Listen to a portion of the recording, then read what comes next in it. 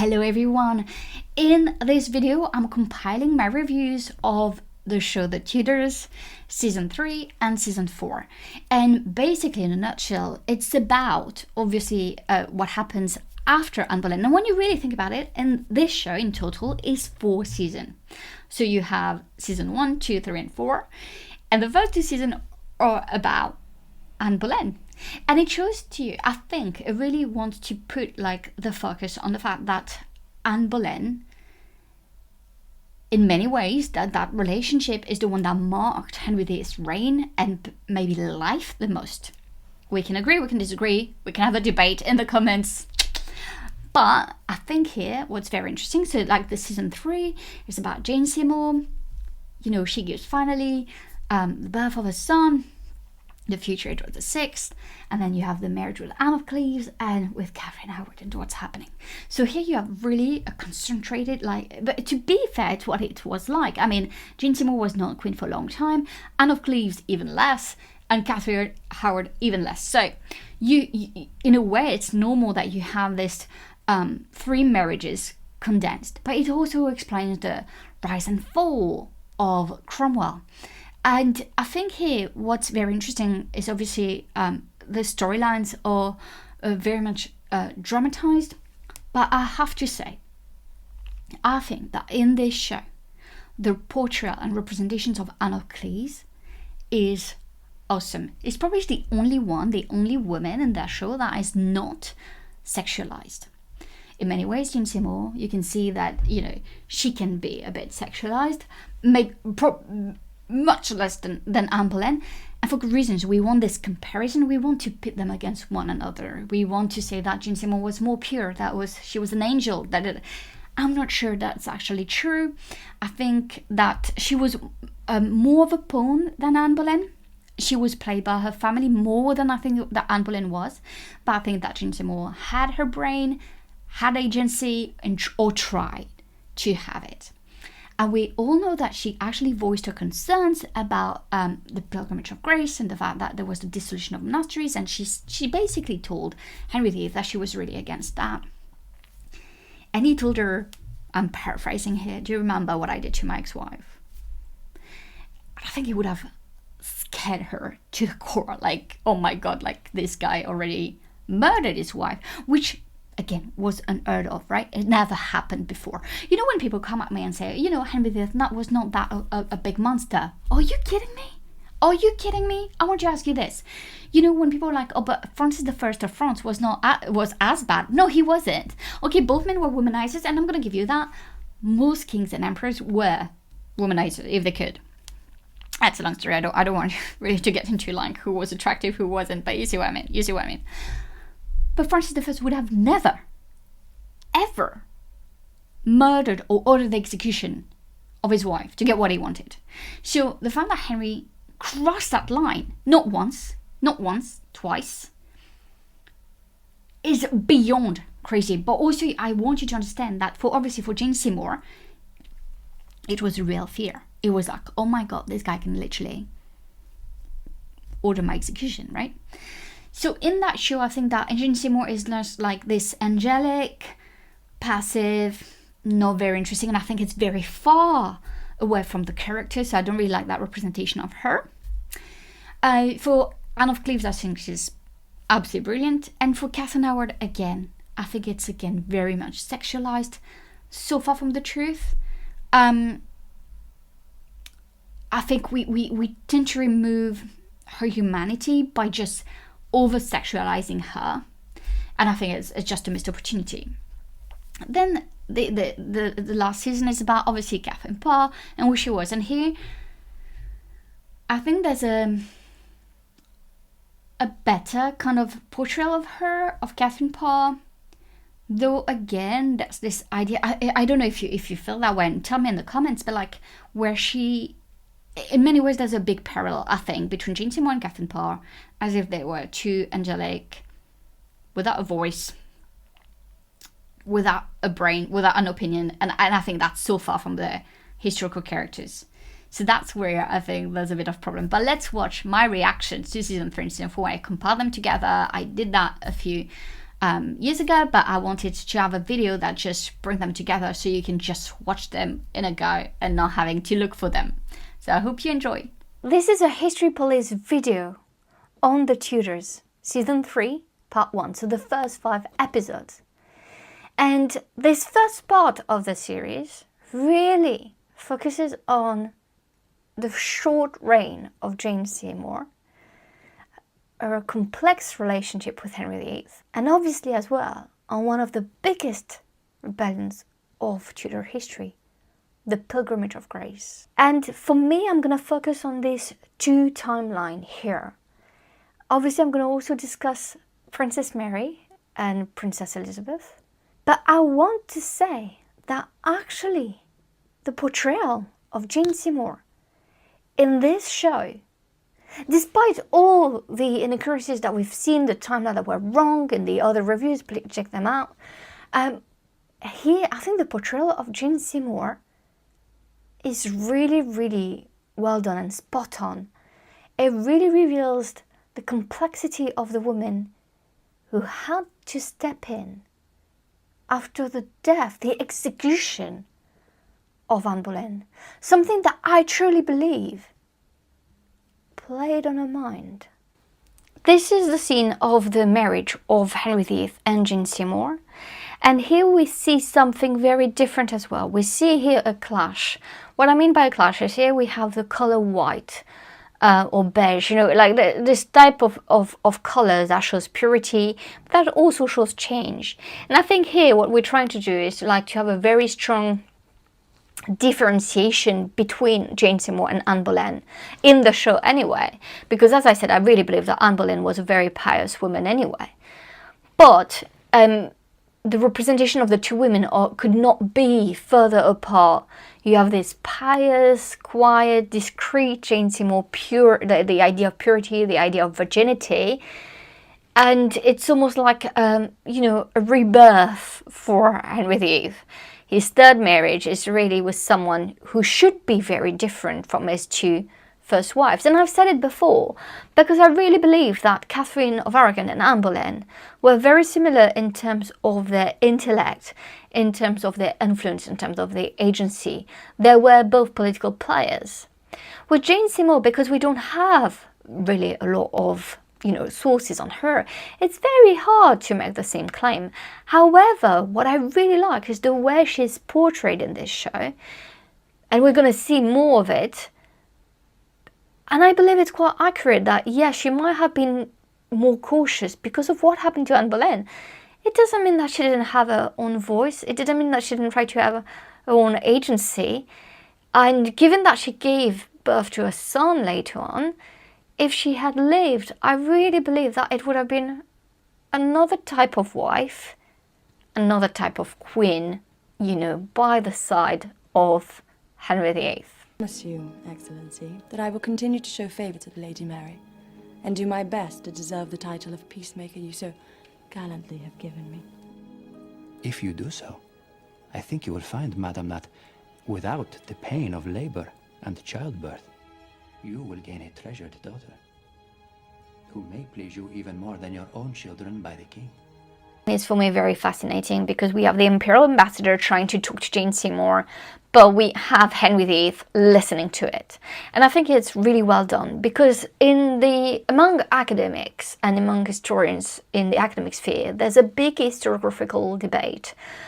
Was Henry VIII a puppet king, you know, in the hands of Wolsey, in the hands of the Boleyn factions, in the hand of Cromwell, or was he his own master? Master of the Reformation, but master of his court, master of his policy, master of his court. And I really believe I fall down probably in the category of historians that believe that Henry VIII was very much in control of his court. And it's probably why this scene is really, you know, is working for me, because I really believe that he would not have left Jane, especially after Anne Boleyn, Jane Seymour alone with an ambassador without having a look, having a peek at what was going on, and knowing what the ambassador is saying and how problematic it can be for Henry VIII.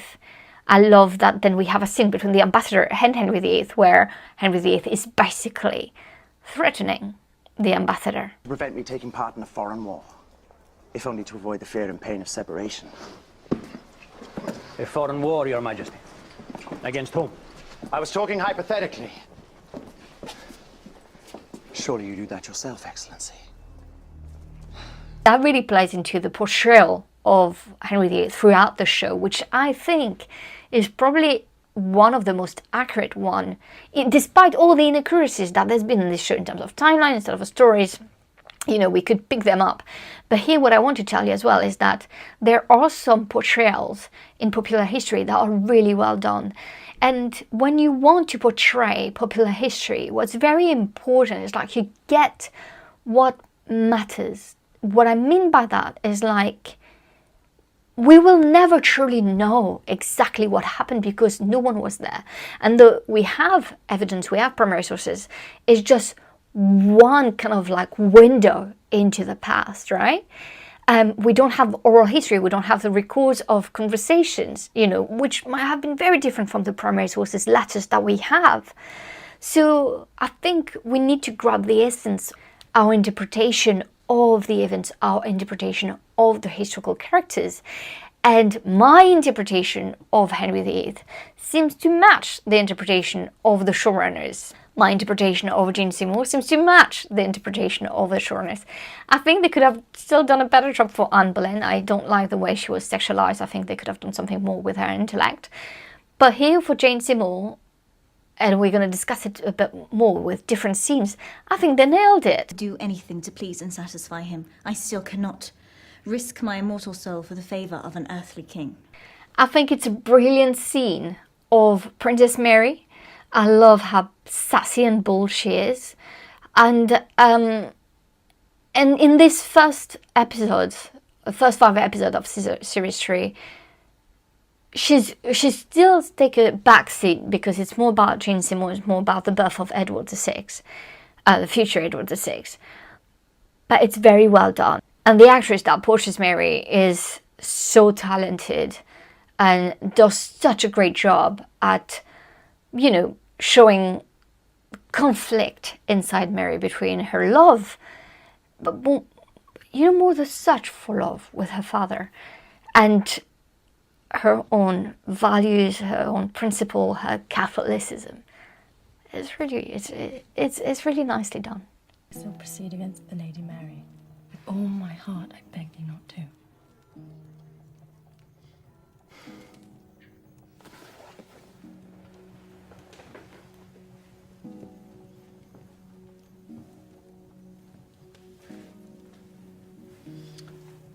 Are you out of your senses? Don't talk of such matters again. We have Jane Seymour talking to Henry VIII about what she thinks should happen with Mary. His reaction is obviously, you know, again, very like Henry, you know, stay in your place. Stay in your place, don't tell me what to do. And again, it fits into this scenario or this portrayal that Henry VIII was very much in control, could listen to you, but he would only listen to you if he agreed with you. So in the end, your policies, you know, some of Cromwell's policies were applied because Henry VIII wanted them to be applied. Once he disagreed, when he didn't see any purpose anymore for you, you were in danger. And that's basically the story of Henry VIII's court.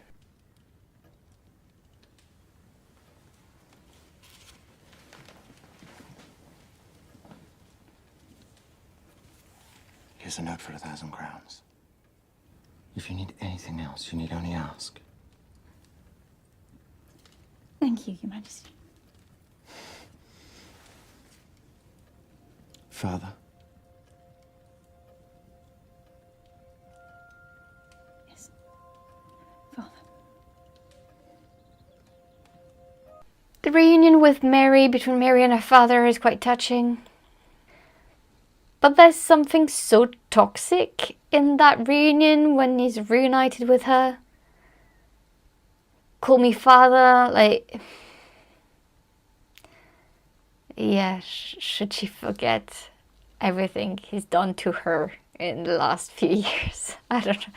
I just think, again, I think it's well done. I think it's probably how Henry VIII would have liked to be. I mean, he was a big narcissist, and I have to say, in that show, this is well portrayed. Why will you not speak to me? Because I'm disappointed. Why? I'm disappointed because you're not yet with child. Scene makes me cringe so much. The pressure for be with child, be pregnant, hey mate, you know, do your bloody job and then maybe I will get pregnant. It's just the way the blame is always put on the woman. It's almost unbearable to watch. The contempt he has for her, or the value he gives her, just lies with the fact that would she give me a boy or not. And that just makes me, you know, I'm just, this scene really, like, you know, shows what Jane Seymour had to go through, especially the pressure, you know, with what happened with Anne Boleyn. Maybe the fear as well. Maybe we don't discuss that enough. Maybe that was not portrayed enough, actually, the fear of being as well a disappointment of what would happen next, what, you know, what would happen to me if I can't have children, what would happen to me if I only have daughters, you know, like all these things must have played a big, you know, role in the way she was behaving herself. The scene is quite touching, but again, we've seen it before. There's a problem with the timeline. Obviously, you know, by that time, Elizabeth must have been three and a half. I don't know, like, it looks more like a 4 or 5 years old. Could she speak French at 3? I mean, I'm sure she learnt it, but I don't know. I'm not going to go like with the little mistakes they made. I mean, it's not that hard to say ma petite instead of mon petit, but apparently it is.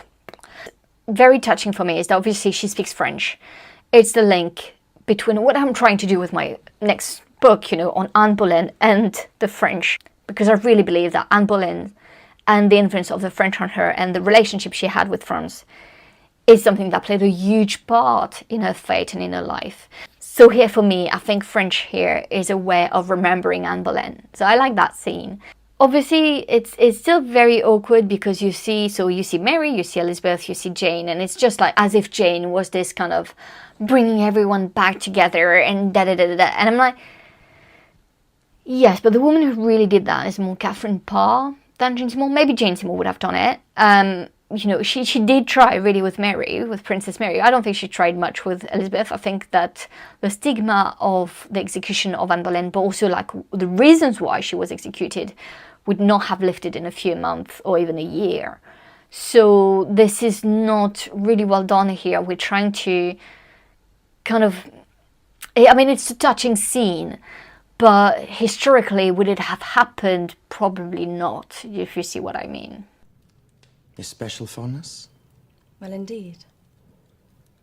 For some reason, I desire quail's eggs above everything else.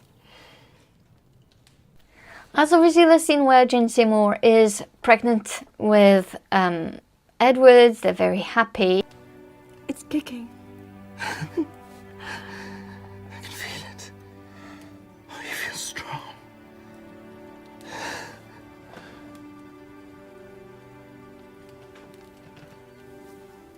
Edward, my son, be strong. Baby is kicking and he thinks it's a boy because it's strong. Just a bit weird.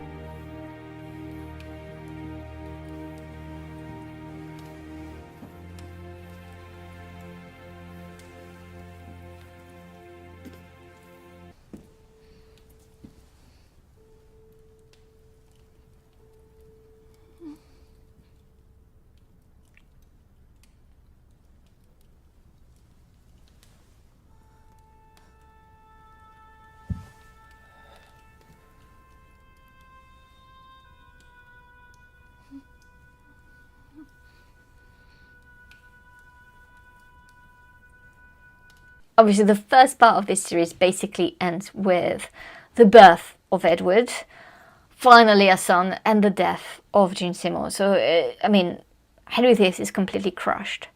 As I said, there's another storyline in these episodes, and it's the Pilgrimage of Grace, and where Jane Seymour also plays a role.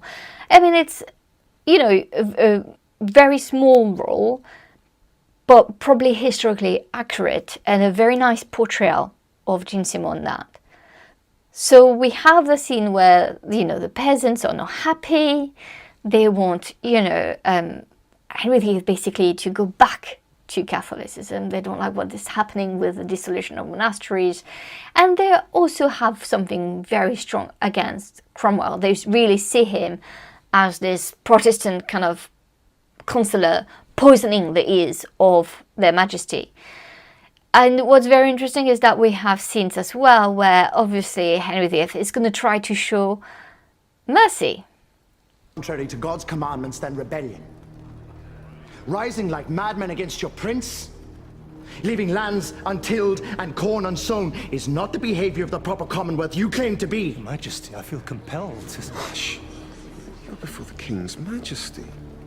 You make false claims about our intentions towards the church. We have done nothing but what the clergy in York and Canterbury agreed was in accordance with God's holy word. God's holy word, gentlemen. So how can the simple people say the contrary? What presumption and madness is it of them to claim knowledge of God's law when they are ignorant and less knowledgeable and should rather know their duty?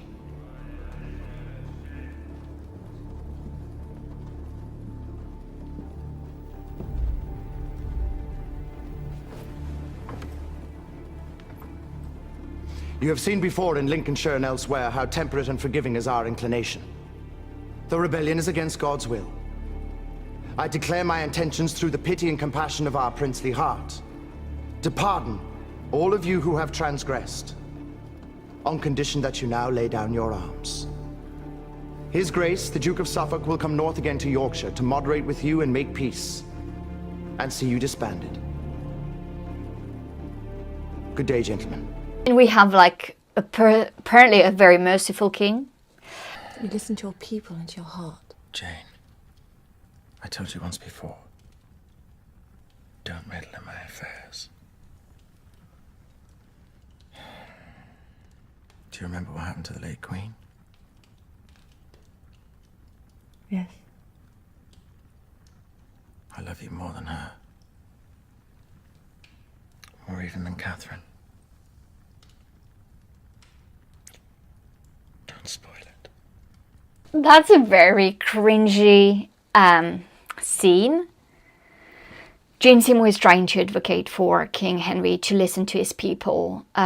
She's more of a Catholic, right? She doesn't really believe in everything he's doing. And this reference to, do you remember what happened to the late Queen? Like, do you remember what an awful husband I am? Thank you. Is he basically threatening his new wife in bed? I mean, pew! Very cringy scene. The rebellion is not going down well, and obviously there's going to be like executions of the people who took arms against Henry VIII.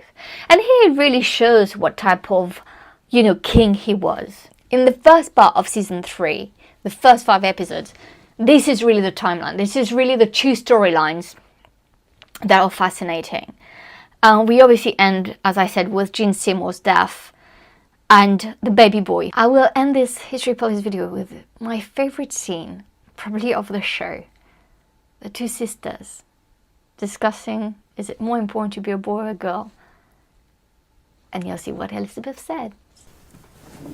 He's a sweet prince. Yes, he is. And he's our brother. The king has waited a long time for a son. But he still loves us. A boy is more important, Elizabeth. I don't think so. When it comes to the Tudors, the TV show, I always try to be fair. But I have to say that the second part of season 3 really got to me. I think it's probably because the 2 next queens that are portrayed in this show, the portrayals are ridiculous. I don't have any other words. I think there's so much to discuss in terms of the choices that have been made to portray Anne of Cleves and Katherine Howard. Obviously, Katherine Howard is going to play a big part in season 4. In these 4 episodes of season 3, I have to say, it was sometimes unbearable to watch. But this is a History Police video, this is why I'm doing this for you. So let's dive in and look at Season 3, Part 2 of The Tudors. In this video, I'm also going to track two kind of storylines. So obviously I'm going to track what's happening with Henry VIII, Anne of Cleves, Katherine Howard, I've already said it. But then I'm also going to discuss probably one of my favorite characters in this show, which is Princess Mary. And here is the story with Philip of Bavaria, the courtship. And I think there's a lot that we can discuss about Mary's courtship. And I'm going to make a video about Mary as a princess, the real Mary the First.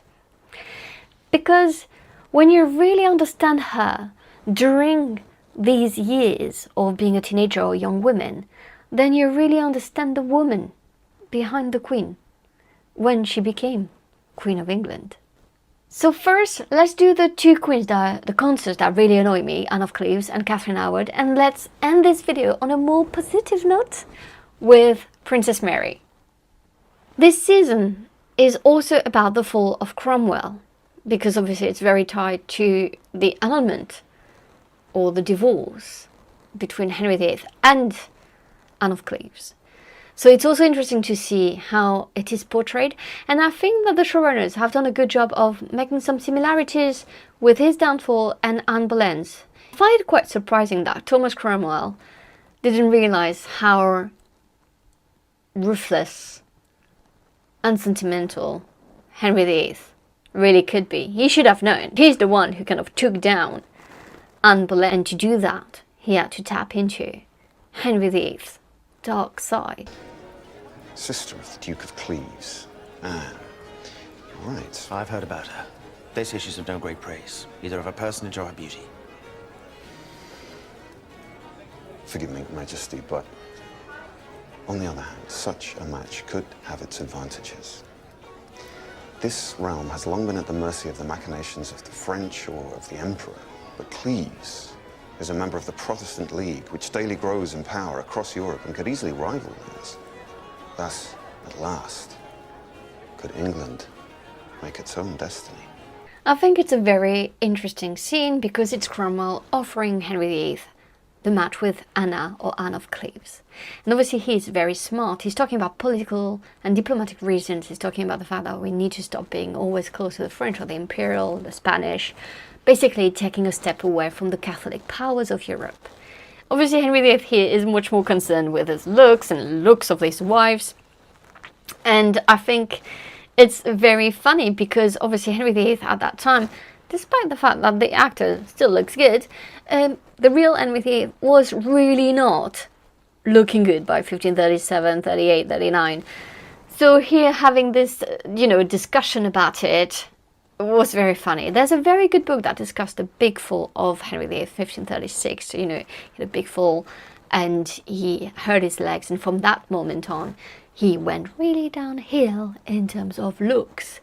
Susanna Lipscombs really wrote a very fascinating book on this called 1536, and I'll put a link in the description box down below for you to have a look at.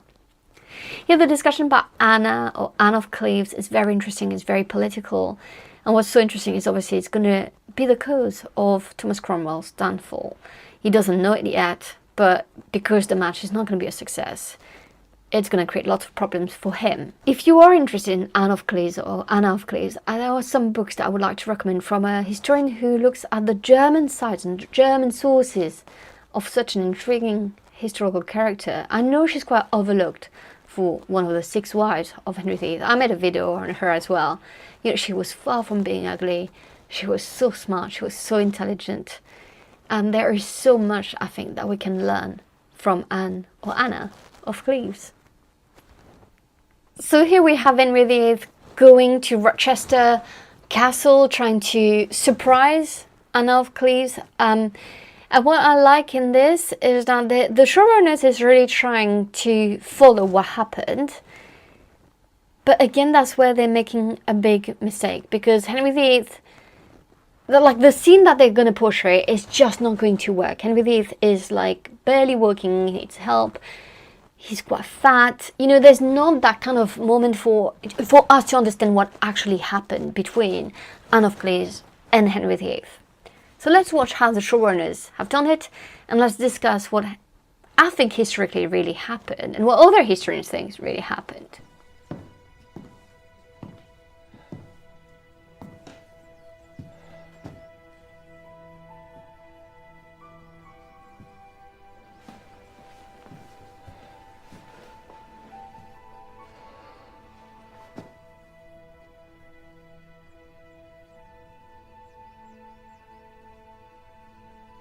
Madam?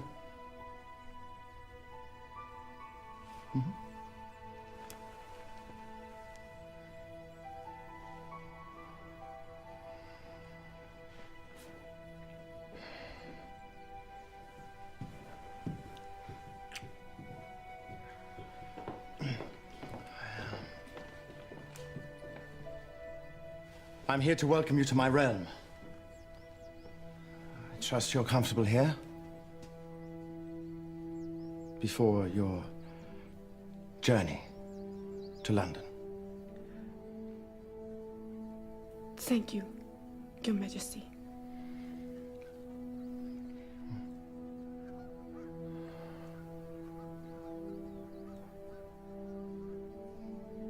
I will see you anon.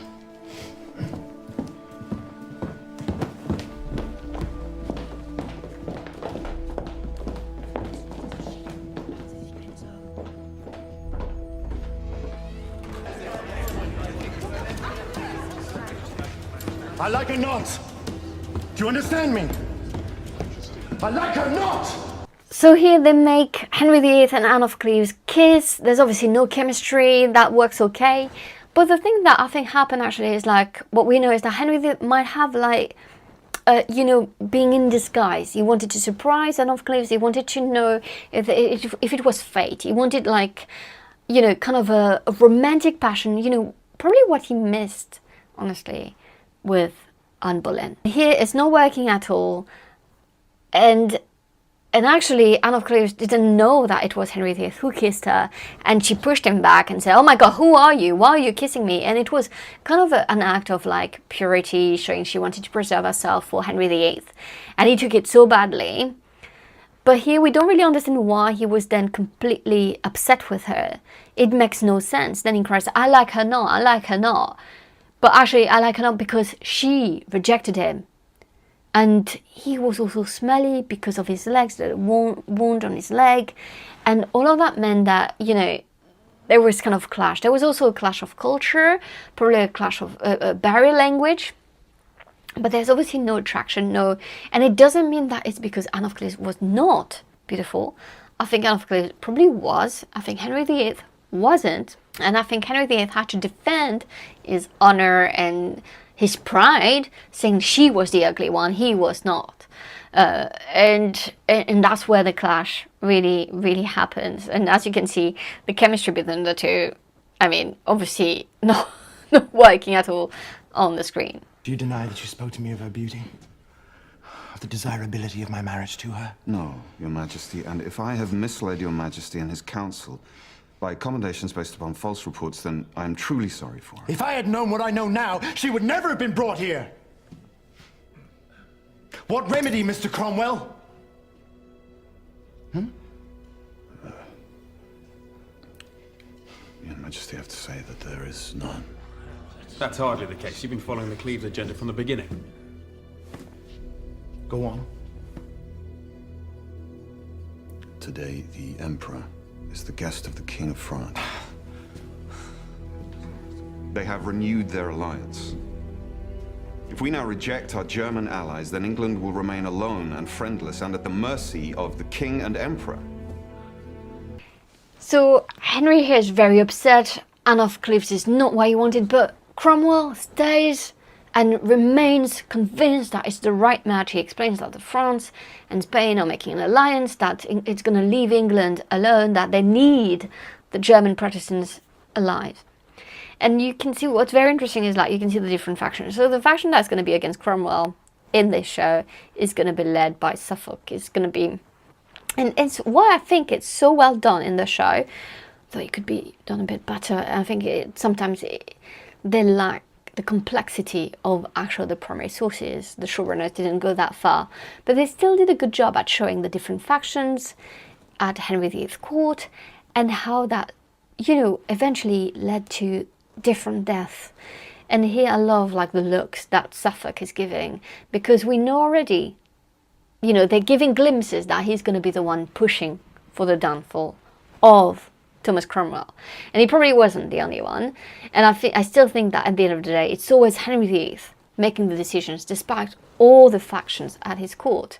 But it's very important for us to understand how factions had power at court as well and had influence over the king.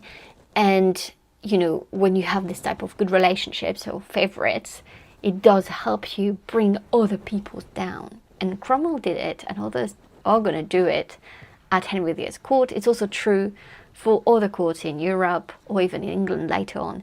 So I like that portrayal, and I think it's really well done. It also shows that Cromwell is a political and diplomatic man, first and foremost. It's not about looks, it's not about what you want, it's not about how you feel, it's about what's good for the country. This scene is obviously going to be the marriage and the union of Anne of Cleves and Henry VIII. Still absolutely no chemistry, no connection. But here we have it, and they're together. So, you know, the match is done, the marriage is done. But Henry VIII is very, very unhappy about it. How does your Majesty like the Queen? Surely, my lord, I didn't like her very much before, and I like her much worse now. She is nothing fair, and she has evil smells about her.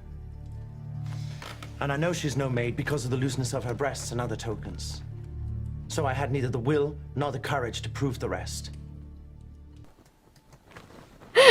That is so crude. That is so crude and horrible. The guy thinks it's like a first prize. Oh my god, like, look at yourself. I mean, obviously, again, that's also why I don't understand why they don't make him, you know, more historically accurate. But like, this scene is it's just so funny in terms of like, he probably said it, like he probably was absolutely rude about it. But that's absolutely ridiculous. Absolutely ridiculous, but quite a funny scene. And obviously you see Cromwell trying to make things better because he knows in many ways that his place is on the line. He doesn't know how bad it's going to get for him. But you can see that, you know, he's really trying to make this marriage a success. Then Cromwell is going to see Anne of Cleves and try to understand what's going on. And she's going to say, I'm not the smelly one. The king is. But sometimes, die Wunde an seinem Bein ist so schlimm, es eitert und blutet und es riecht. Es stinkt. It smells, yeah? You understand? So you have Cromwell getting into, you know, these two people accusing each other of smelling, and he's like, that's going to be more difficult than I thought. It's quite a funny scene. I mean, it made me laugh, as you can see, and I think it's quite funny. But also, it really explains like the incompatibility between Henry VIII and Anne of Cleves. Obviously, when you have factions, different factions, it means that you're gonna have to try to put another woman in the king's bed. And here we have the introduction of Katherine Howard, and honestly, it is creepy. You married? No, Your Majesty. Can you read? Enough to write a letter. Who writes to you? Nobody. Do you have many houses?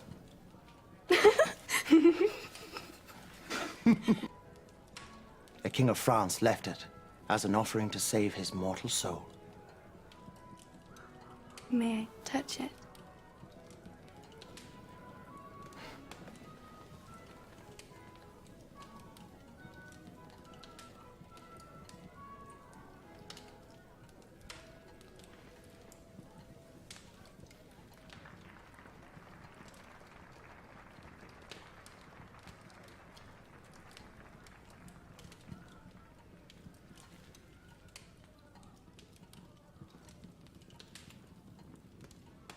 I hate this scene with a passion. I hate what they've done to Katherine Howard. I hate how she's absolutely sexualized.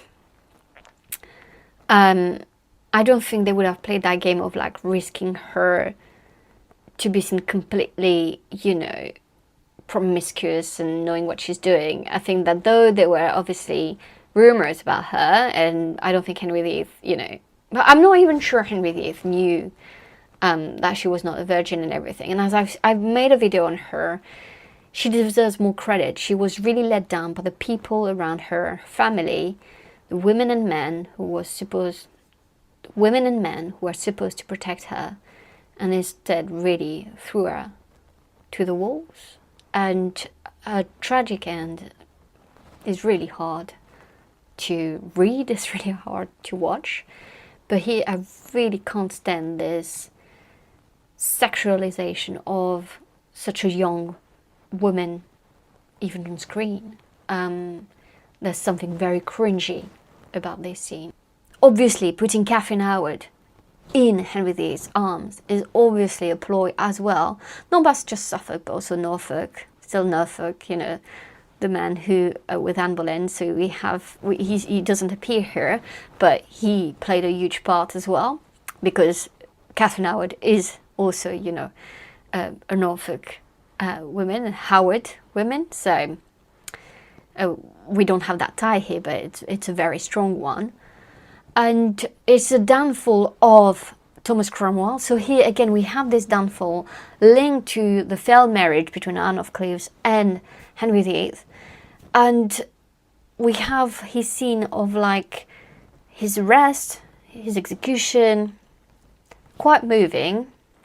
At the same time, quite moving in the sense that he didn't really commit treason, but also I have a very hard time feeling anything for that man, knowing what he's done to Anne Boleyn, what he contributed to the downfall of Anne Boleyn. I think if you play the Game of Thrones, as Cersei Lannister said in Game of Thrones, the TV show, you win or you die. And of all the men who played the games, he was really mischievous, manipulative, in my own opinion. And so in many ways he got, you know, it's hard to say he got what he deserved, because I don't really believe in retaliation and stuff like this. But at the same time, I still have a very hard time to feel anything for Cromwell. This is the scene where Anne of Cleves is told that marriage with the king is going to be annulled. She's quite sad about it. Not sad in terms of, it's still a humiliation. It's still kind of a failure. But obviously she's offered to be called the sister of the king. She's offered land. She's offered Hever Castle. And of course she understands that she has to accept it. She's not going to make a fuss. And that's why Anne of Cleves is the great winner of the 6 wives. Because after that she remained completely in control of her own finances. She was never, you know, she never had problems with Henry VIII after that. She was really well treated, and she was independent and strong and free and empowered. And there's so much that we can learn about Anne of Cleves and how she probably is, you know, very extremely intelligent to understand the political games at Henry VIII's court, keeping her head, but being wealthy on top of it. That's bloody remarkable. The other star of this second part of this series is, for me, really Princess Mary. I think she's absolutely remarkable in this show, and it's about her, you know, and her match, or possible match, with the Duke of Bavaria. Is the link between her and Anne of Cleves. So we have some interesting scenes where we see how strong she was, how intelligent she was, but also how much she had hope for a marriage, for being loved, and for being herself. Someday soon, God willing, Lady Mary, you yourself will have a child. He has just lately emerged from his seclusion. It is said that, although he is little disposed to it, the council is urging him to take the extreme step of marrying again. Marriage?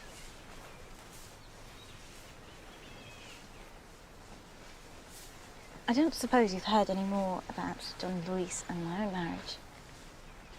As to that, Lady Mary, I'm afraid I have no news for you. These two different scenes show how much Mary really desired to be married, right? We don't have this same desire with Elizabeth. Mary really wanted to be married to someone.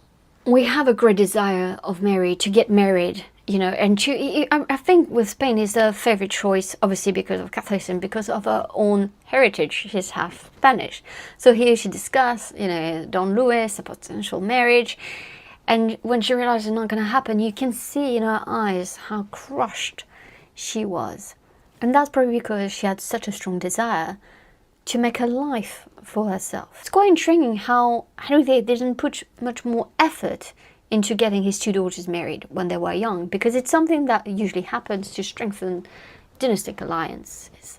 But here it shows you that it's mostly because Henry VIII was so obsessed with his own lineage, with his own, you know, marriages. He didn't really think about his daughter, who was of age, of getting married. I say this to many people, Excellency, but I say it to you. That I agree with those who say he is a messenger of Satan. I swear he has poisoned the king's mind.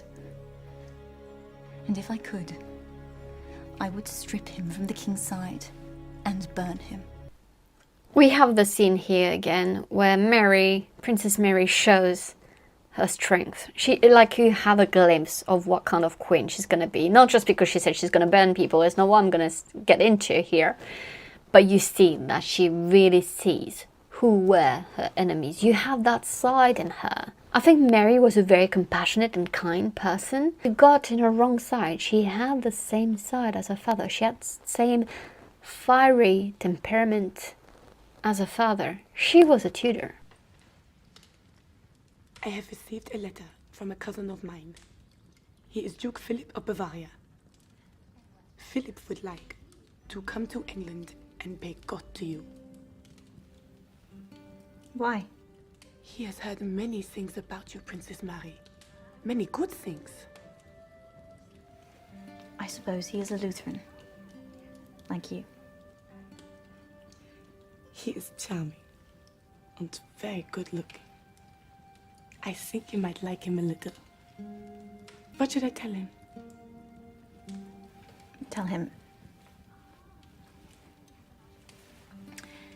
Tell him he may come if he pleases and if the king wishes, but not to expect anything. Anne of Cleves trying to help Mary with her marriage proposal, introducing her to the Duke of Bavaria, Philip, and they're gonna get on. We know that there's gonna be some sparks here. So Philip, Duke of Bavaria, the real one, is gonna go to England, is gonna court Princess Mary, and there's gonna be something. Obviously, would the match would have really happened? Probably not. Mary at the end of the day was a Catholic and Philip of Bavaria was a Protestant, but there were like kind of like a romance happening. We have some contemporary sources that discuss this kind of romance, though I'm not really sure how far it went, but you know, it's quite interesting that we still have this. And the fact that Anne of Cleves was really trying to create a relationship with Mary, and I think it's well portrayed in the show, shows that Anne of Cleves would have been quite a good stepmother, quite a good queen consort for Henry VIII's children. The match between Mary and Philip of Bavaria is not going to happen. Henry VIII is going to object to it. Probably because he likes being in control, maybe because he thinks that a marriage of, you know, his daughter would have kind of overshadowed him and what he was trying to do. Or maybe he was just self-obsessed. Or maybe it's just a combination of the two. I don't really know. In this season 3, part 2, so the last 4 episodes, it's quite hard to watch because of the different portrayals. I think they could have done a better job at showing that Anne of Cleves was not the problem. At the same time, I think they showed her as very smart for accepting the annulment and then thriving in England and at Henry VIII's court. The depiction of Katherine Howard is the one that really gets to me, and it only gets worse in the next season.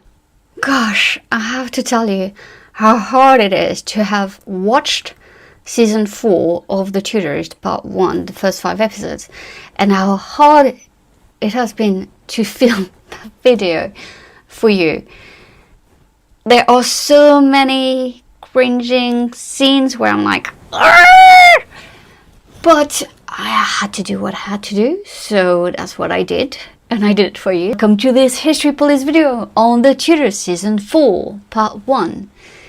and let's dive into what is probably the worst season of the show. And maidenly behavior. It seems incredible to have obtained such a perfect jewel of womanhood, who bears towards me such perfect love. A love that will not only bring me the peace and tranquility I desire, but may also bring forth the desired fruits of such a marriage.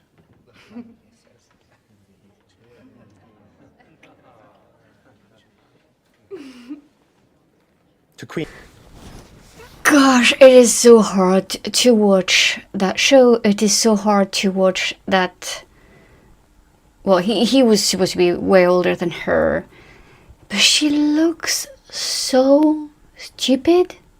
Like, the portrayal of Katherine Howard is so unbearable to watch. And if you want a very good biography, may I recommend to you, Gareth Russell's book on Young and Fair, on Katherine Howard, probably the best biography on Katherine Howard, or one of the best.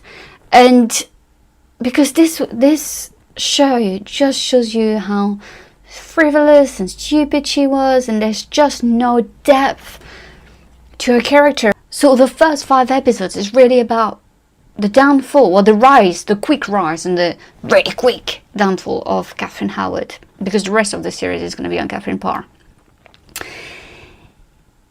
But it's just unbearable to watch, because they made this character, the Katherine Howard here, you don't feel anything for her.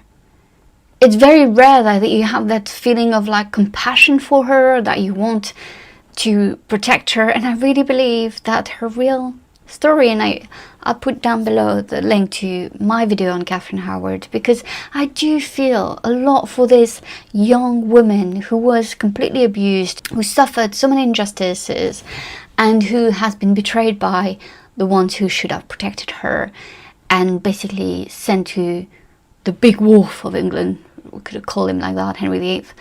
No chance of really being successful, unless obviously she had a son. Because obviously for women at that time, all that mattered for Henry VIII, could you have a son or not? You'll be saved. So, but it's quite cringing to watch and unbearable to watch this type of dynamic between the two. And I'm really going to focus here obviously on Katherine Howard, how she's portrayed. Also, I'm obviously going to focus on my favorite character of the show for season 4, who is obviously Princess Mary.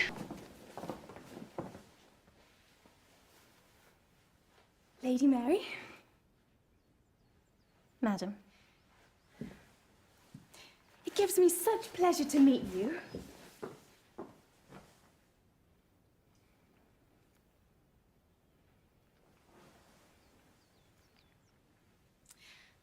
The king talks about you often. No, all the time. With such affection. It's his daughter, right? It is my dearest wish that you and I may be kind and loving and warm to each other.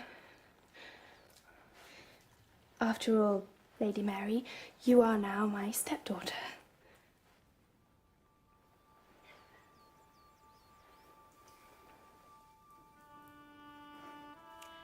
I shall attend upon your Majesty whenever your Majesty chooses to invite me. Thank you. Will you stay a while? My maids have made some cakes. No, thank you. I bid you a good day. That was one of my favorite scenes, because here you have a real clash between the portrayal of Catherine Howard is so stupid, very annoying, very young, very annoying, and obviously Princess Mary is so dignified, so much wiser, so much smarter, and like being like, no, we're not gonna be friends. And obviously you have like the classy Princess Mary, and the other one who doesn't really know how to play this game. And, that's where, again, like, I think there's a missed opportunity about Katherine Howard. I would just have liked, I guess, that she was made a bit more human and that we feel more compassion. Because honestly, in that show, you just roll your eyes and roll your eyes and roll your eyes all the time while watching her. And if I'm honest, you just want to slap her from time to time because she's really getting on everyone's nerves. And I think she deserved a better portrayal, really. Joan, You're not pleased to see me? Of course I'm pleased. We used to be so close, didn't we? You know the unfeigned love my heart has always borne towards you. You are going to give me a position, I presume.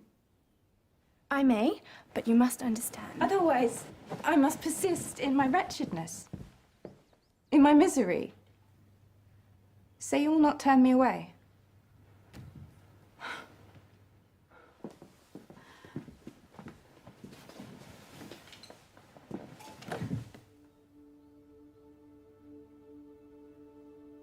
Do you remember when you-know-who used to come in?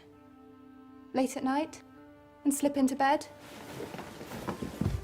For God's sake, be careful what you say. So here is the character John Bulmer, who was assigned to Katherine Howard. Here again we have the portrayal of a very annoying, almost blackmailing woman. We know that John Bulmer requested a place in the household of Queen Catherine, but obviously I just think that again we are showing very young, immature, frivolous blackmailing. You know, like there's just not good sides of any of these women. And obviously John was going to testify against Catherine when, you know, Catherine's going to be arrested for treason and for adultery. But here it also, what's quite well done is that it gives you a glimpse into the life prior to Katherine Howard becoming queen. So here she's like, do you remember this? And, you know, don't talk about this. And so we have here that kind of tension where we know that Katherine Howard has a secret. What I just don't like is the fact that that secret of being intimate with other men prior to her marriage was probably known from other people at the time. I mean, again, we are playing with Katherine Howard's sexuality, appealing behavior to Henry, and somehow now it's like we're trying to transform her into a more suitable wife, when in reality she probably never was in the first place. And the fact that she's still treated as this frivolous, kind of stupid woman, but also like, you know, there's almost a vibe, and we'll see more scenes like that where it's very high school, like the way she giggles and the way she, you know, behaves herself is so damn annoying to watch. And I think her downfall is, I mean, in many ways it does make you feel something, but they could have done such a better job to show how Katherine Howard was never given a chance really to have a happy, prosperous life, and I find it really sad. We have the introduction of Thomas Culpeper, who's going to be Katherine Howard's lover. I will discuss that a little. I believe that it's a bit more complex. I'm more with Ritha Warneke, the historian who worked on this, and when she looks at the letters, she made a very compelling argument that she thinks that maybe there's not much that actually happened, and there are myths around Catherine and Thomas Culpeper. But obviously there are other historians who believe that, you know, Catherine and Culpeper did what they did and were lovers. I just think that it is kind of a highly... I think that even if it happened, I still think that Katherine Howard's fate is unfair, and I still think that we should look at her in a way that is way more compassionate, basically. And I think here there's a real missed opportunity in that show to do that. You with Waldegrave and Catherine with this Francis Derham. Yes, that's how it was. And what would these gentlemen do to you?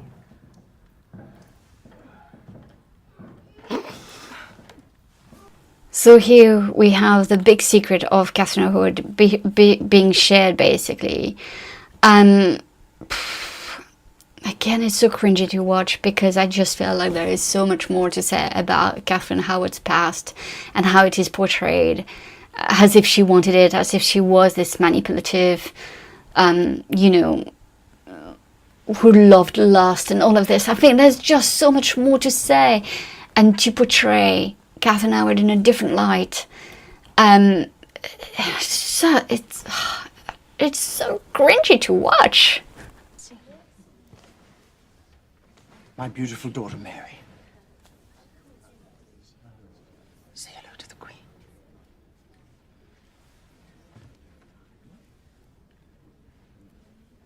Madam. Lady Mary, I am very glad to see you back at court. Thank you for my gifts. Your Majesty, as always, is more than generous. Charles. I absolutely love that scene. The way Mary is, the way she behaves, the way she's loved by her father. You see the tension with Katherine Howard. Mary has no respect for Katherine Howard. Very little. She's older, she's wiser, she's smarter. You get the picture. But I love that scene. I love how Princess Mary is so regal in that show. It's so well done. It's so well portrayed. Lady Anne of Cleves, even though she is now just a private person and worth no account. Forgive me, but surely the Lady Anne is worthy of every respect. She carries herself with great dignity and also modesty, and desires nothing more than to please the king, her lord. Do you mean I do not try to please him? I think you desire almost nothing else than pleasure. It pleases you, it seems, to do nothing but wear pretty clothes and dance. Some people may think that frivolous, in the consort of a king whose flesh is also sacred. If His Majesty thought me any frivolous, why did he marry me? You are thought capable of bearing sons. Unfortunately for all the king's attentions, I see you are still not pregnant. In any case, he will soon tire of you. You'll see. And what about you? And what about me? I think you're jealous. You're jealous because you're much older than me and you're still not married. Perhaps you'll never be married and will grow old a maid. I like and I don't like this scene, mostly because it's very, again, high school, mean girls, you know, ooh, you're jealous of me, and ooh, you know, like, but at the same time, I don't like the way Katherine Howard is portrayed. I think you got that. But what Princess Mary is telling Katherine Howard, it's probably true. It's probably how she really felt about her. Now, I don't really know if Katherine Howard was only interested in dancing and wearing pretty clothes, but that's the depiction we have in the Tudors. And what I love is like how she retaliates. Though it's really mean, you never married, you're jealous of me. And though there might be a bit of the truth here, I think attacking Princess Mary on this is quite hurtful. It's something that must have been playing on her mind a lot, why she was still not married, why her father did not do everything he could to marry his daughters. And it is just very cringy to watch. It's very painful. Obviously Mary is going to be very sad about it. She's going to confine in Eustace Chapuis, the imperial ambassador. She's very upset. She truly is. And rightfully so. Because she really wants to get married. She really wants to have a life and a family of her own. And I think that's like one of the tragic aspects of Mary's life. So kind, Lady Anne. And my gracious lord. That scene between, you know, Katherine Howard, Anne of Cleves and Henry is quite funny to watch. And actually there's a good one coming up about Anne of Cleves and Henry VIII. You know what the French ambassador wrote about you? We intercepted his letter. He said that our people much regretted our divorce. And that in a short time you had won their love.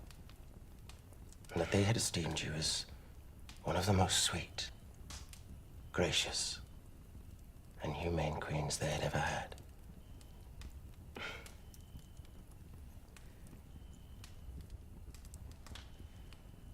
You have another queen now. Yes. I like her. She is beautiful, of course, and very young and full of life. You must adore her. And that's how you turn down someone with grace and intelligence. You have another wife. She's marvelous. I love her. She's young, she's fun, full of life. Enjoy your life. I just love that scene so much. I love that portrayal of Anne of Cleves. I mean, it's just so brilliant. There are some moving scenes about Princess Elizabeth when she appears with Anne of Cleves. She sees her father, they're very close. We see that Anne of Cleves is also a good type of mentor for Elizabeth, and I think that's been quite overlooked in when you look at Elizabeth's life. Yeah, I like the fact that we have such a nice scene with Anne of Cleves and Elizabeth. We also have like a dynamic between Elizabeth and Edward. Edward is quite young. But what I don't really like is the problem with the dates. There are 4 years difference between Elizabeth, who was born in 1533, and Edward, who was born in 1537. But here it's kind of like, it's almost like she's 12 and he's 3 or 4. And obviously that doesn't really work either, and it changes a bit of the dynamic. I think Elizabeth was a good sister, but really, do I think that, you know, she was kind of like really teaching Edward? Maybe not. I mean, I just think it's a bit more complex.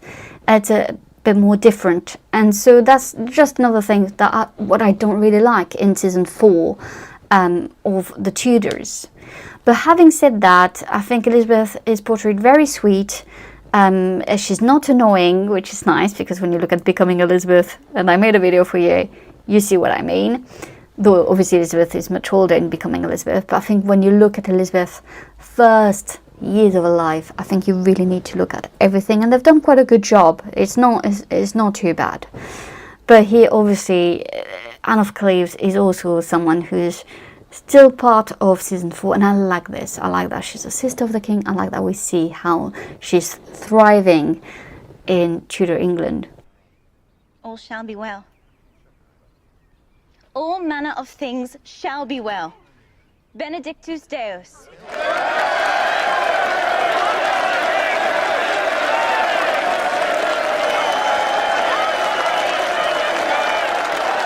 The real star of the show is definitely Mary, and we have that scene here with her father when we see the people loving Princess Mary. And we see that she's overshadowing, obviously, Queen Catherine, but in many ways she's overshadowing her own father. And I think that's probably why he didn't really want to put more attention on her with a prospective marriage. I think deep down Henry VIII was a bit jealous of his eldest daughter and on how dignified and kind of, you know, so loved and so cherished by his people. And I think that scene is really remarkably well done in season 4. We have the scene of when Katherine Howard and Culpeper are having a relationship. It's very hard to watch as well, but at the same time, many believe that it actually happened. And obviously it's going to lead to the downfall of Katherine Howard with that letter that is going to be put, you know, just under Henry VIII, and making sure that he knows that about her past and what actually happened.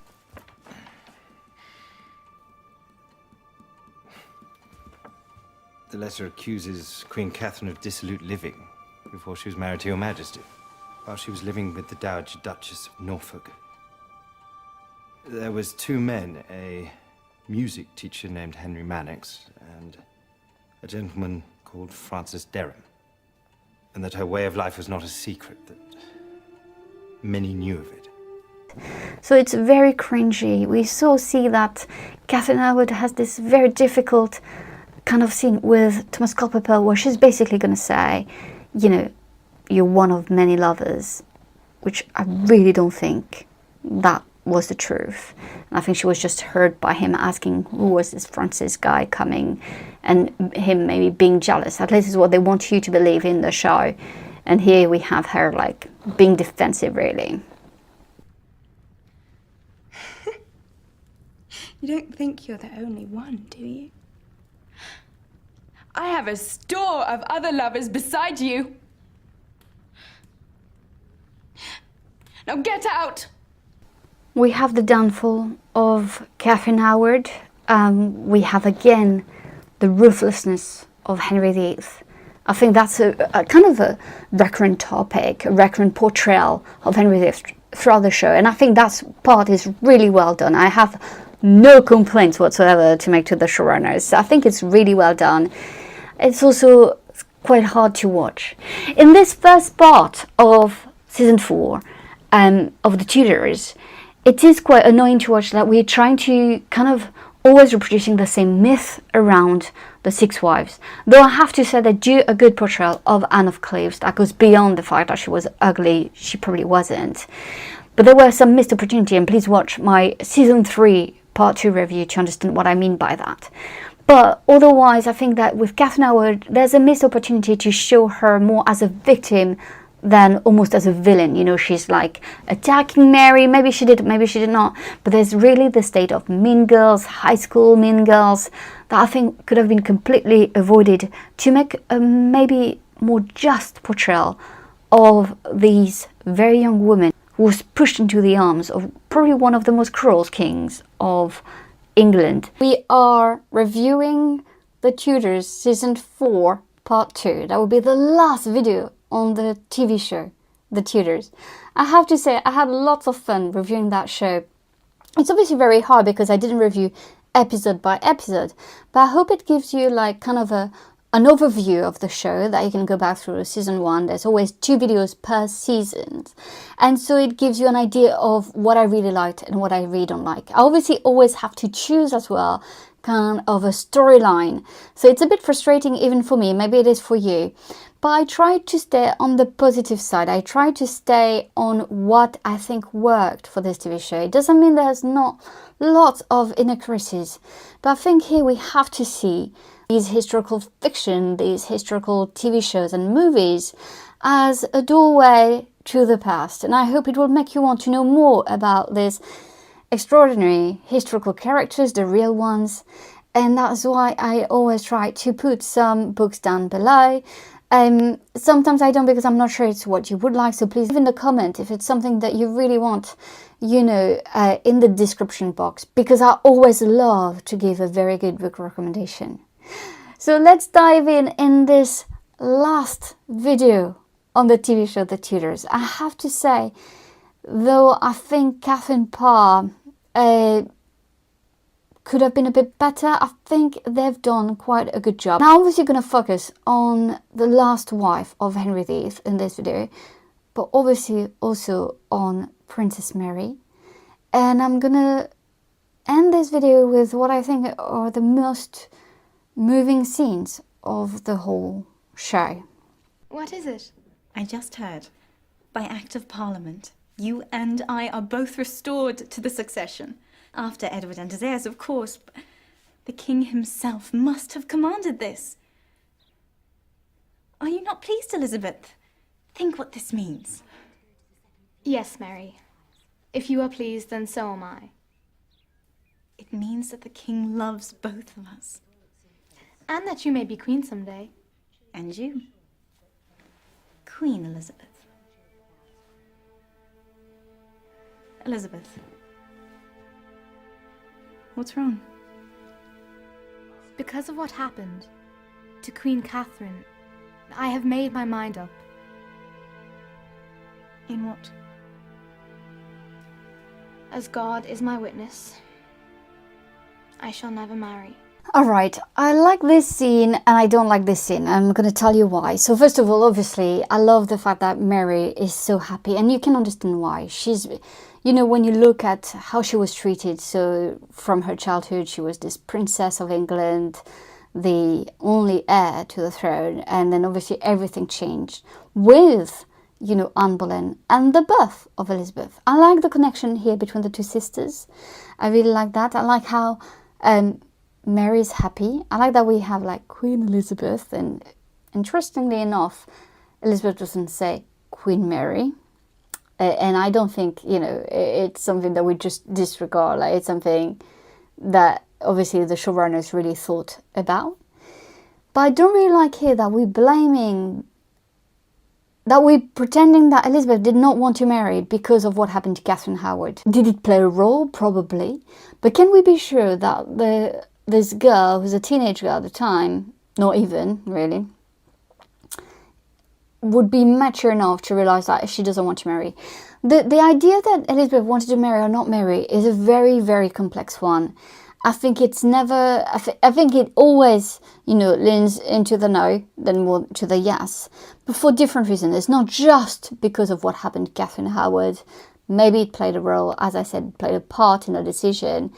But I think it's much more complex. And I think that simplifying it with the death of Katherine Howard is not a great move here. The start of the show here is also about the war between, you know, that's going to happen between France and England, the rivalry again. And I like the scene how Henry VIII is very boisterous with Charles de Marillac, who is the French ambassador. His Majesty will be informed, and redress will surely follow. The alliance between our countries has kept the balance of power in Europe for over 10 years. Surely your Majesty would not care to compromise that arrangement now, in the face of imperial aggression? And so here it's just, I'm showing you this scene because to make you understand that obviously I've chosen different storylines. I'm really going to focus more on Catherine Parr and on Elizabeth and Princess Mary. More Princess Mary, to be fair. But here I also wanted to show you that the political situation was extremely a big turmoil, was very complex, very difficult at the time. And I like the way they have portrayed it during the show. I love the way they have portrayed, obviously, the fact that Henry VIII is going to go to war. And what it meant for Catherine Parr, his sixth wife. Obviously, at first they're not married, and we know that Catherine Parr was in love with someone else, Thomas Seymour. It is, in many ways, a love story. You cannot deny this. But Thomas Seymour is also talking about Lady Latimer. So she's married to someone else. Catherine Parr is at the time married to someone else. And he talks about her to Henry VIII. And it's very interesting here how he is talking about her and how Henry VIII is going to see Catherine Parr and thinking, she's quite interesting, isn't she? We have this scene between Henry VIII and Catherine Parr discussing marriage and love. And it's a bit sad because Catherine Parr is obviously trying here to discuss the fact that she will want to remarry when her husband dies, but not to him. And I've just thought, oh, that didn't go down well, did it? What a happy marriage, Your Majesty. Do you think such a thing exists? Oh, yes. I believe so with all my heart and soul. I think here when he says, like, do you believe that a happy marriage, exists? And she's like, oh, yes, I believe it with all my heart and soul. I think here she shows Henry that she is a good potential last wife. A companion more than an object of desire. I think Catherine Parr is that in many ways, a companion more than an object of desire, like Anne Boleyn or Katherine Howard were. Or even Jane Seymour, to be fair. The next scene is about Thomas Seymour telling her that Henry has decided to marry her, and she's terrified, rightly so, to be married to Henry VIII. For God's sake, you know what happens to his queens. Everyone knows what happens. Thomas, I'm afraid. Princess Mary in this scene is discussing the next marriage to her father, saying that obviously he wants another son in case something happens to Edward. But what says the Imperial Ambassador is so spot on. King who either puts his wives away or kills them. It is the marriage of Henry VIII and Catherine Parr. You can see that Catherine Parr is not that very happy. She's a bit like, oh. And we can imagine, like, come on, Henry VIII, you know, doesn't have that good reputation with his wives. He did order the execution of 2 of his wives. And I mean, like, you know, it doesn't really show him as the perfect husband.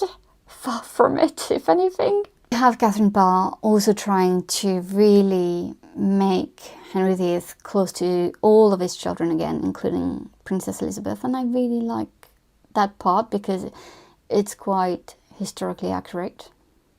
Catherine Parr did a lot for Princess Elizabeth before the death of Henry VIII and what's going to happen later with Thomas Seymour. Perhaps your Majesty might also agree to the Lady Elizabeth having permanent lodgings at court, like the Lady Mary. Perhaps. It is a very kind of relationship, companionship, and I think it's well portrayed in the Tudors, the kind of dynamic between Henry VIII and Catherine Parr. We have here the beautiful Princess Mary, and I just wanted to show you because how wonderful she is, how beautiful she looks.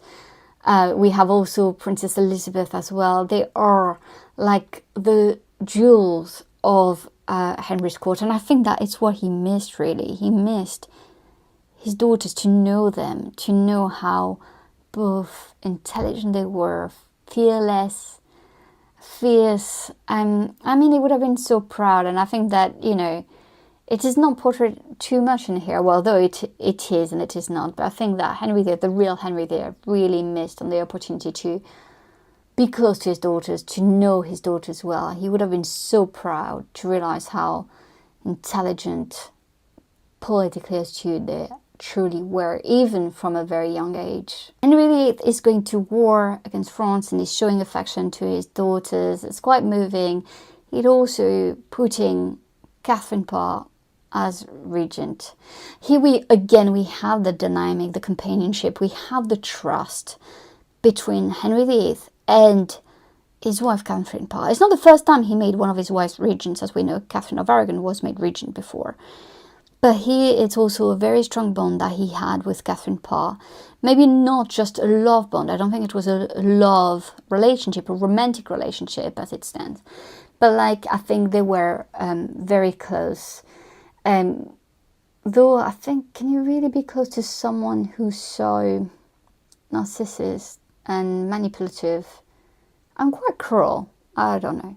But in this scene, I kind of like the way it is portrayed. And then he goes to war, and it's like the strength of, you know, Henry VIII. He still has it. And he's left his wives in charge of the country. With obviously the Privy Council and the Council, and, you know, she's not just alone. But it's quite remarkable. I expect great things of you, and I shall not be disappointed. I hope not. No, to bed, sweet girl. I really like that moment between Catherine Parr and Elizabeth.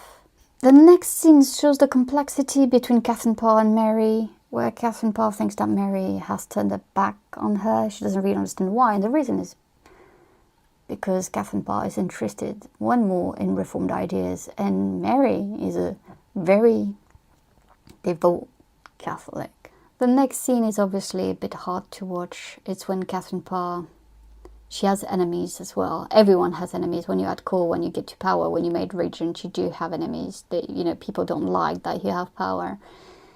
And so Henry VIII is asking why she should be displeased, and it's the way of Catherine Parr is shown here to have learned from the mistakes of the other wives. I think it's quite well done in that scene. Are you not displeased with me?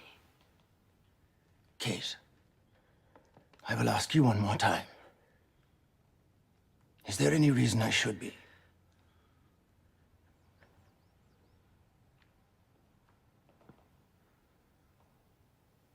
No. There is none, Your Majesty. Good day, my lady.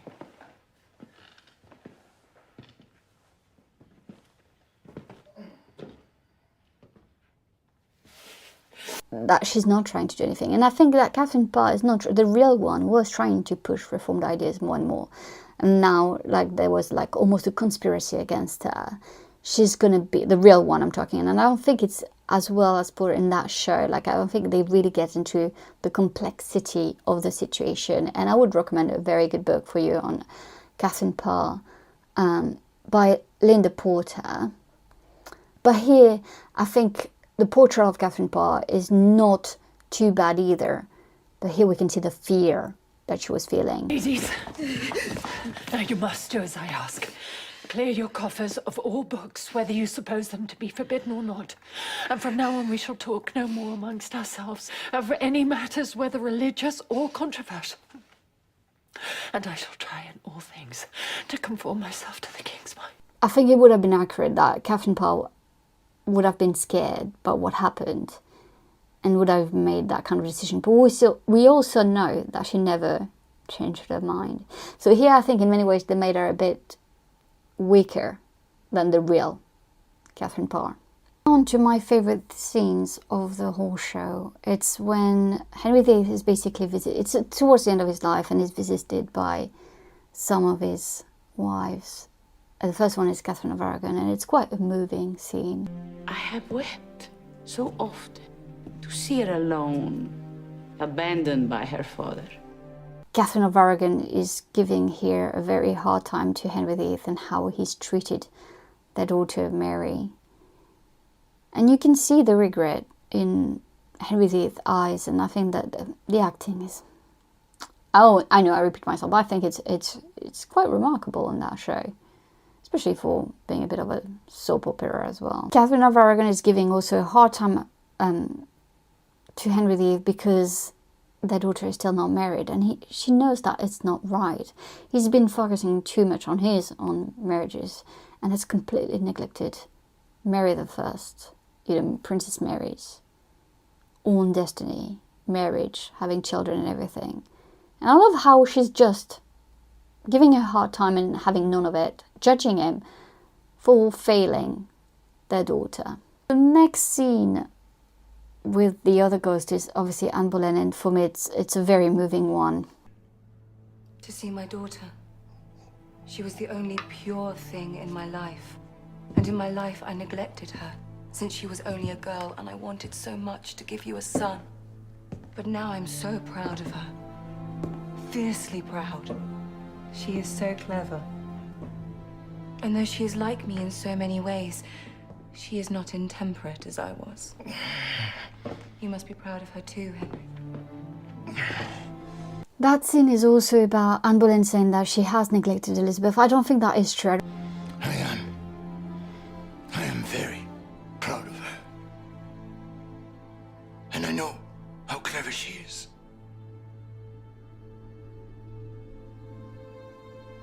And I wish that I could love her more. Think that, yes, she always had her eyes on having a son for Henry, saving her life as well, let's face it. Well, she didn't know that her life was at risk, I think, but, but here when she said, like, oh, you must be proud of her, and he's like, I wish I could have loved her more. That's a good line. Maybe it's what Henry VIII on his deathbed thought. I wish he had as well. So the next ghost is Jane Seymour, and even her, she's giving her a hard time, saying that, like he hasn't been a good father to Edward. And he said, no, Edward is my favourite, he's the most beloved. Yes, he probably is. But she said, like, he has expected too much of Edward, and she says he will die young. I think it's the fear of Henry VIII here, talking, obviously. Or obviously a bit of a prediction, because we know that Edward is indeed going to die young.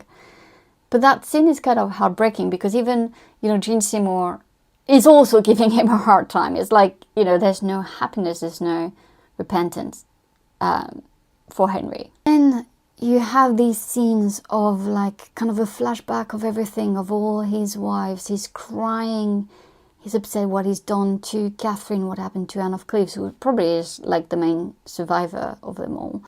Spent his life trying to have a son. And then it's him reflecting, over a painting of himself, showing again how narcissist he is. And it's well done, because obviously the painting is a combination between the real painting and the actor's face. I like it. And then at the end you have the real, you have the discussion that what's going to happen. King Edward is going to be King Edward VI, and at the age of 9 is going to become king, but he's going to die of an illness 6 years later. There's going to be the promo with Princess Mary, but she's going to become Queen Mary, and obviously then we end with Elizabeth, and we end with her reign was called the Golden Age. In all, I really like the way they ended the Tudors. I think the second part of season 4 is much better than the first part of season 4. And I like the portrayal of Catherine Parr. I like the portrayal of Princess Mary. I like how they had the ghost of his 3 queens who gave him children, giving him a hard time. Because in many ways, Henry VIII is a failure as a father. There is no doubt about it. Yeah, so that's how the show ends. I think it's quite good as well that it ends on Elizabeth, because Elizabeth is the ultimate revenge of Anne Boleyn on Henry VIII. Honestly, this show is probably one of the most popular Tudor shows that has ever been created. I personally think that we need another one. We need another one with a better casting.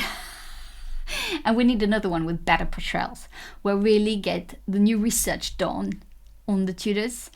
And I would like to know your opinion. I mean, some people are going to be like, oh my god, is there another Tudor show? You're serious?